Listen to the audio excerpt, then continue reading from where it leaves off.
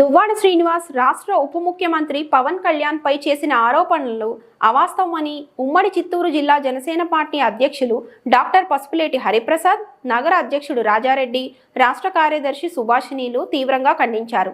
అందులో భాగంగా గురువారం పట్టణంలో మీడియా సమావేశం ఏర్పాటు చేసి ఆరోపణ చేశారు. స్థానిక తిరుపతి ప్రెస్ క్లబ్ లో వారు మాట్లాడుతూ ఉప ముఖ్యమంత్రి పవన్ కళ్యాణ్ 50 కోట్లు తీసుకున్నాడని దువ్వాడ శ్రీనివాస్ పై విమర్శలు గుప్పించారు.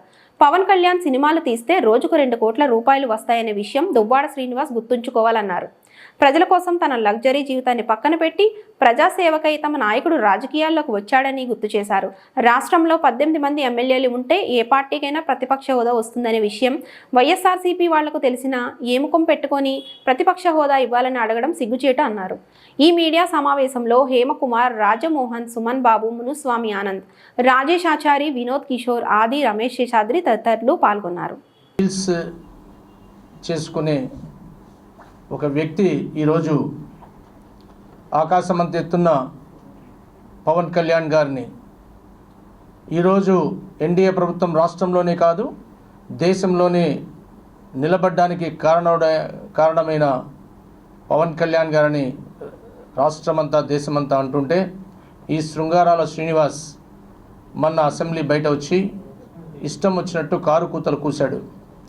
వాటికి సరైన జవాబులు ఇవ్వాలని తిరుపతి నుంచి మా జనసేన నాయకులందరూ కూడా నిర్ణయించారు. ముఖ్యంగా నువ్వు అన్నమాట ప్రతిపక్ష హోదా. దయచేసి శ్రీనివాస్, నీకు ప్రతిపక్ష హోదా అంటే ఏమో తెలుసో తెలీదో నాకు తెలియదు. 18 సీట్లు ఉంటే కానీ యాజ్ పర్ ద రూల్ ప్రతిపక్ష హోదా రాదు. ప్రతిపక్ష హోదా నీకు ఇవ్వడం ఎన్డీఏ ప్రభుత్వం పని కాదు. ప్రతిపక్ష హోదా నీకు వైఎస్ఆర్ ప్రభుత్వానికి మీకు ప్రజలే ఇవ్వలేదు. ప్రతిపక్ష హోదా 151 సీట్లు గెలిచి 151 సీట్లు గెలిచి 30 సంవత్సరాలు ఏకఛత్రాధిపత్యం మాదే ఉంటుందన్న జగన్మోహన్ రెడ్డి గారికి మీ వైఎస్ఆర్ ఎమ్మెల్యేలకు ప్రజలే తీర్పునిచ్చారు. ప్రతిపక్ష హోదా ఇవ్వడం మా చేతుల్లో లేదు. ప్రజలు నిర్ణయించారు మీకు ప్రతిపక్ష హోదా రాదు. 5'2" హైట్ ఉన్న ముఖ్యమంత్రి తమ్ముడైనా కొడుకైనా ఎస్ఐ సెలక్షన్లో సెలెక్ట్ కారు. There is a rule. ఆ రూల్ ప్రకారం మీకు ఒక రూల్ ఉంది. అక్కడ 18 సీట్లు లేని మీకు ప్రతిపక్ష హోదా రాదు. అది తెలియకుండా నువ్వు బయటకు వచ్చి మీడియా ముందు కారు కూతలు కూస్తున్నావు. జాగ్రత్త. నెంబర్ 1. నెంబర్ 2, పవన్ కళ్యాణ్ గారు నెలకు 50 కోట్లు తీసుకున్నావు. మూర్ఖుడా, బుద్ధుందా నీకు లేదా? ఆయన ఒకరోజు నటిస్తేనే 2 కోట్ల రూపాయలు. 10 సంవత్సరాలు ఆయన తన ఉజ్వల భవిష్యత్తు, బంగారు భవిష్యత్తు అంటే అత్యంత విలాసవంతమైన సినిమా రంగాన్ని వదిలి పార్టీ తనొక్కడే పెట్టి 2014లో ప్రయాణం చేసి ఈరోజు మామూలుగా మీ యొక్క ప్రభుత్వంలో 5 మంది ఉన్నారు ఉప ముఖ్యమంత్రులు. ఉప ముఖ్యమంత్రి అంటే అర్థం తెలియకుండా 5 మంది ఉన్నారు. ఈరోజు కొంతమంది పదవి తీసుకుంటే వాళ్ళకి అలంకారం, కానీ ఆ ఉప ముఖ్యమంత్రి పదవికే అలంకారం తెచ్చింది పవన్ కళ్యాణ్ గారు. అది నువ్వు గుర్తుపెట్టుకోవాల్సిందిగా చెప్తున్నాం.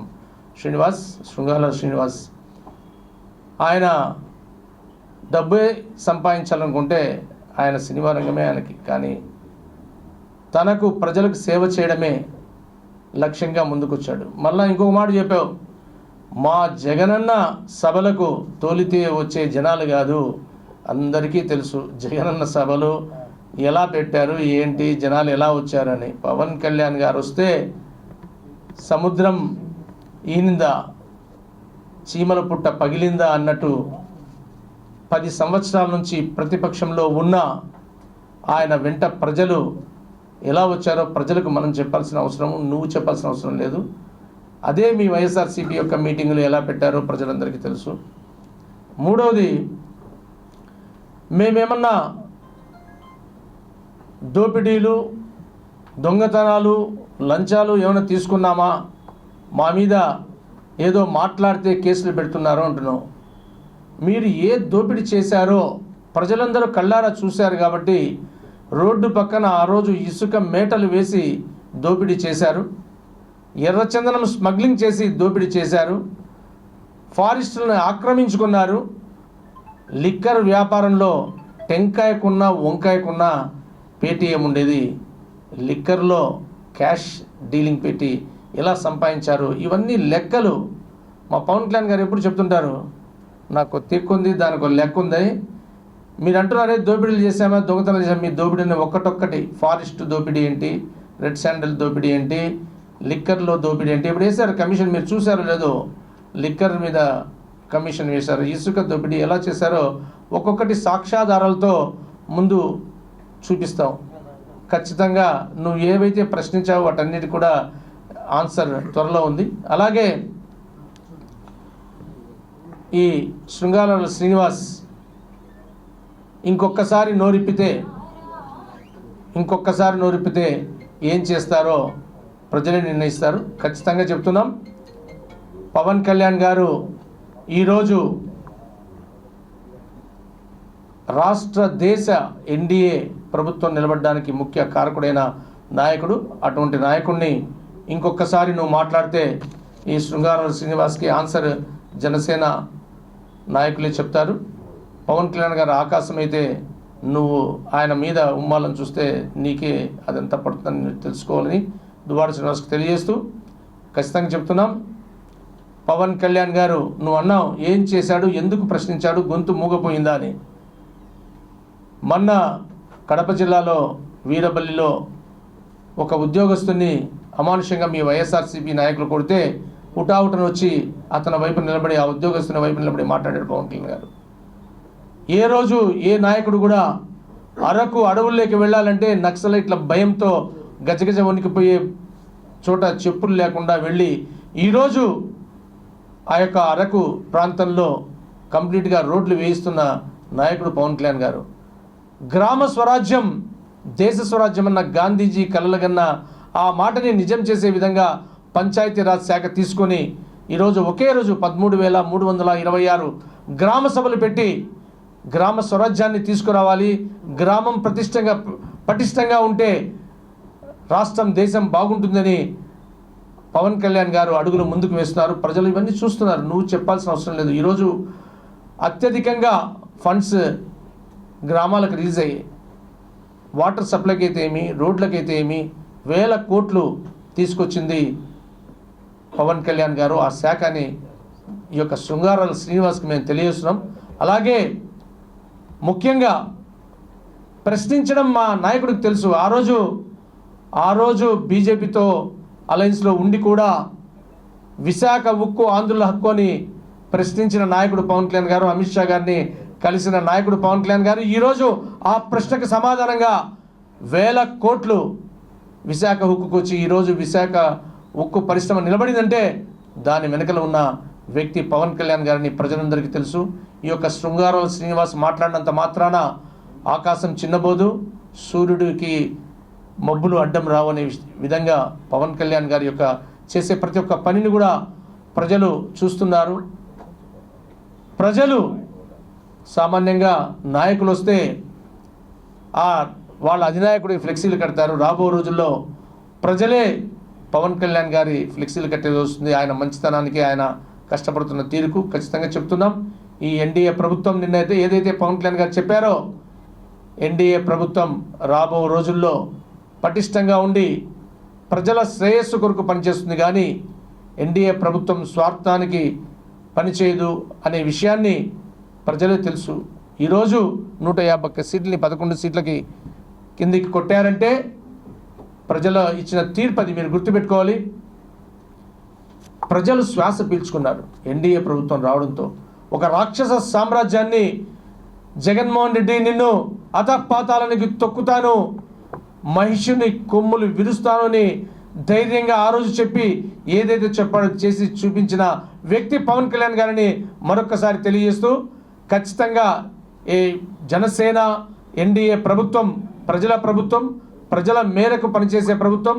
నువ్వు అంటున్నావు ఎక్కడ వెళ్ళాయి మీ యొక్క 6 సూత్రాలు అని చెప్పి. 1వ తేదీనే అక్కడున్న ఎమ్మెల్యేలు మంత్రులతో సహా వెళ్ళి వాళ్లకు ప్రజలకు పెన్షన్ అందిస్తున్నారు. ఖచ్చితంగా గ్యాస్ సిలిండర్ల విషయం అయితే ఏమి, ప్రతి ఒక్క విద్యా దీవెన, తల్లి విద్యా దీవెన ప్రతి ఒక్కటి కూడా నువ్వు పెట్టి వెళ్ళిన స్థితిలో నుంచి రాష్ట్ర ఖజానా ఖాళీ చేసి వెళ్ళాడు జగన్మోహన్ రెడ్డి. తన ఖజానా నింపుకొని లిక్కరు, శాండు, బ్రాండు మాఫియాలతో జగన్మోహన్ రెడ్డి తన ఖజానాను నింపుకొని ప్రభుత్వ ఖజానాను ఖాళీ చేసి వెళ్తే, ఖాళీ అయిన ప్రభుత్వ ఖజానా నుంచి కూడా ఈరోజు సూపర్ 6ను అమలు చేస్తున్న ఘనత ఈ యొక్క ఎన్డీఏ ప్రభుత్వాన్ని తెలియజేస్తూ మరొకసారి ఈ శృంగారాల శ్రీనివాస్కి చెప్తున్నాం, నీ నాలుక చీరుస్తాం. నువ్వు గన పవన్ కళ్యాణ్ గారి గురించి ఒక్క మాట తప్పుగా మాట్లాడితే ఖచ్చితంగా 50 కోట్లు తీసుకున్నానని మా సోదరి చెప్పింది. నిరూపించకపోతే నీ తొక్క తోలు తీస్తామని తెలియజేస్తున్నాం. ఈ అవకాశం ఇచ్చిన మీడియా మిత్రులు, అసెంబ్లీ మొదలైన వెంటనే రాష్ట్ర బడ్జెట్ గురించి గవర్నర్ గారి ప్రసంగం, రాష్ట్ర ముఖ్యమంత్రి గారు కానివ్వండి, ఉప ముఖ్యమంత్రి పవన్ కళ్యాణ్ గారు కానివ్వండి, ఎమ్మెల్యేలు అందరూ కూడా గవర్నర్ గారి ప్రసంగాన్ని వింటూ రాష్ట్ర బడ్జెట్ ఏ విధంగా ఉంది, ప్రజలకు ఉపయోగపడే విధంగా బడ్జెట్ చేయాలని చెప్పని వీళ్ళందరూ గవర్నర్ గారి ప్రసంగాన్ని వింటుంటే ప్రజలు తరిమేశా కూడా రాష్ట్రంతో మాకేం పని, బడ్జెట్తో మాకేం పని, మాకు ప్రతిపక్ష హోదా కావాలి, ప్రతిపక్ష హోదా కావాలి. ప్రతిపక్ష హోదా కావాలి అంటే జనాలు ఇచ్చిన తీర్పు అది. ఆ తీర్పును కూడా మీరు లెక్క చేయకుండా మీరు చేసినటువంటి వెధవ వేషాలన్నీ వేసేసి దోపిడీలు, దౌర్జన్యాలు, దొంగతనాలు, గూండాయిజం అన్నీ చేసి మిమ్మల్ని చూసి ప్రజలు విసిగిపోయి మిమ్మల్ని ప్రతిపక్ష దీనికి కూడా మీరు పనికిరారని చెప్పని ప్రజలు తరిమేస్తే మీరు ప్రతిపక్ష హోదా కావాలని చెప్పి పట్టుబడతారా? గవర్నర్ ప్రసంగం గురించి మా జనసేన పార్టీ అధ్యక్షులు పవన్ కళ్యాణ్ గారు ఎంత వివరణగా ప్రజలకు అర్థమయ్యే విధంగా నీట్గా మాట్లాడితే అసెంబ్లీ బయట వచ్చి ఒక దువ్వాడ దున్నపోతు, సారీ ఏం పేరు దువ్వాడ శ్రీనివాసరావు, మామూలుగా ఆయన్ని దున్నపోతుతో పోల్చడం కూడా తప్పే. అసెంబ్లీలో ఏం జరిగింది, మిమ్మల్ని ప్రజలు చీకొట్టి మిమ్మల్ని తరిమేసినా కూడా ఇంకా నీకు బుద్ధి లేకుండా బయట వచ్చి నువ్వు మా నాయకుడి గురించి విమర్శిస్తావా? నీ కుటుంబాన్ని ఈరోజు రోడ్లో తరిమేసి మీ పిల్లం పిల్లకాయల్ని రోడ్లో వదిలేసి నువ్వు ఇష్టాచారంగా గవర్నమెంట్ పోయిందనే బాధ కూడా లేకుండా ఎక్కడ పడితే అక్కడ మీ ప్రేమలంట రీల్స్ చేసుకుంటూ, అయినా దువ్వాడం నీకు బుద్ధుందా? పవిత్ర పుణ్యక్షేత్రం తిరుమలకు వచ్చావు, తిరుమలకు వచ్చి దర్శనం చేసుకున్నావా? లేదు. తిరుమలకు వచ్చి కూడా నీ ప్రేమగానాలు, నీ సాంగ్స్, నీ స్టోరీలు, ఆ రోజే మిమ్మల్ని కేసు పెట్టి పుణ్యక్షేత్రాన్ని ఎవరు చేయని విధంగా పుణ్యక్షేత్రంలో నువ్వు చేసేటువంటి కార్యక్రమాలన్నిటిపైన ఆ రోజే కేసు పెట్టి మిమ్మల్ని లోపలేసి ఉంటే బాగున్నాం. ఈరోజు నువ్వు కనీసం ప్రజల్లో డిపాజిట్ కూడా రాకుండా ఓడిపోయిన వ్యక్తి నువ్వు, ఎమ్మెల్యేల మెద్దతో ఎమ్మెల్సీ అయిన వ్యక్తి నువ్వు, నీ జిల్లాలో జనం చీకొట్టి నీ నియోజకవర్గంలో జనాలు చెప్పులతో కొడితే పారిపోయి హైదరాబాద్లో కూర్చున్న వ్యక్తి నువ్వు. ఈరోజు నువ్వు మా పవన్ కళ్యాణ్ గారి గురించి మాట్లాడతావా? పోరాటం ఏం తెలుసు అంటావా? ప్రశ్నించేది ఏం తెలుసు అంటావా? 10 సంవత్సరాలుగా ఏకతాటిగా పార్టీ పెట్టి ప్రజల పక్షాన నిలబడిన ఏకైక మొగోడు మా అధ్యక్షుడు, జనసేన పార్టీ అధ్యక్షుడు పవన్ కళ్యాణ్ గారు. ప్రజలు ఏ కష్టాల్లో ఉంటే ప్రజల దగ్గరికి నేరుగా వెళ్ళి తెలుసుకునే ఏకైక మొగోడు మా అధ్యక్షుడు పవన్ కళ్యాణ్ గారు. ఆయన చేసినటువంటి పోరాటాలు, ఆయన చేసినటువంటి ప్రశ్నించిన ప్రతి ఒక్క దీనిపైన ఆ సమస్య పరిష్కారం అయ్యే విధంగా ఆయన ముందుకు పోయాడు. మీ మారి అధికారంలో ఉన్నప్పుడు షో చేయడం, అధికారంలో లేనప్పుడు బయట పోయి రీల్స్ చేసుకోవడం, సాంగ్స్ వాడుకోవడం మాకు చేత కాదు. అధికారం ఉన్నా లేకపోయినా తప్పు జరిగితే తప్పుని ప్రశ్నించే ఏకైక వ్యక్తి పవన్ కళ్యాణ్ గారు. నీకు అసలు రాజకీయం అంటే ఏం తెలుసు? రాజకీయంలో ప్రజలను పడుతున్న కష్టాల గురించి ఏం తెలుసు? గత 5 ఏళ్ల ప్రభుత్వంలో ఉన్నప్పుడు తిట్టుతో ప్రతి ఒక్కరిని తిడుతూ కాలయాపన చేశావు. జనాలు తరివేస్తే ఇప్పుడు వెళ్ళి రీల్స్ చేసుకుంటున్నావు, డూయట్ సాంగ్స్ పాడుకుంటున్నావు. నీ కుటుంబాన్ని నడి రోడ్లోకి తరివేసినావు. నీ కుటుంబాన్ని చూసుకోలేనోడు నువ్వు. రాష్ట్రాన్ని గురించి నీకు ఏం తెలుసు? ప్రజల గురించి నీకు ఏమి తెలుసు? ఈరోజు ఎన్డీఏ ప్రభుత్వం వచ్చిన వెంటనే ఏదైతే ప్రజలకు మాట ఇచ్చారో, ప్రజలకి ప్రతి ఒక్క హామీని నెరవేర్చాలని చెప్పని మా అధ్యక్షులు పవన్ కళ్యాణ్ గారు ప్రతి విషయంలోనూ రాజీ లేని పోరాటం చేస్తున్నారు. సూపర్ 6 పథకాలన్నీ అమలయ్యే విధంగా ఉచిత గ్యాస్ ఇచ్చాం, అన్నా క్యాంటీన్లు తెరిపించాం, పింఛన్లు ఇచ్చాం. ఇచ్చిన మాట ప్రకారం పింఛన్లు వాళ్ళకి ఏ విధంగా చెప్పామో ఆ విధంగా పింఛన్లు ఇస్తున్నాం. 1వ తారీఖు అయితే వాళ్ళ ఇంటి దగ్గరికి వెళ్ళి పింఛన్లు ఇస్తున్నాం. త్వరలో విద్యా భవిష్యత్తు ఇస్తున్నాం. అదేవిధంగా ఎవరైతే ఆడబిడ్డ ఉన్నారో ఆ ఆడబిడ్డకి ఏదైతే మాట ఇచ్చామో ప్రతి ఇంట్లో ఆడబిడ్డకి ఇచ్చే విధంగా తల్లికి వందన కార్యక్రమం కూడా చేస్తున్నాం. ఖాళీగా ఉంటే నువ్వు డూయెట్లు పాడుకో, రీల్స్ చేసుకో. నీతో పాటు రీల్స్ చేయడానికి ఆల్రెడీ రెడీగా ఉన్నారు.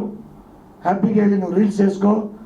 గవర్నమెంట్ పోయినప్పుడు కనిపించినావు, మళ్ళీ ఈరోజు బడ్జెట్ అసెంబ్లీలో జరుగుతూ ఉంటే ఈరోజు కనిపించావు.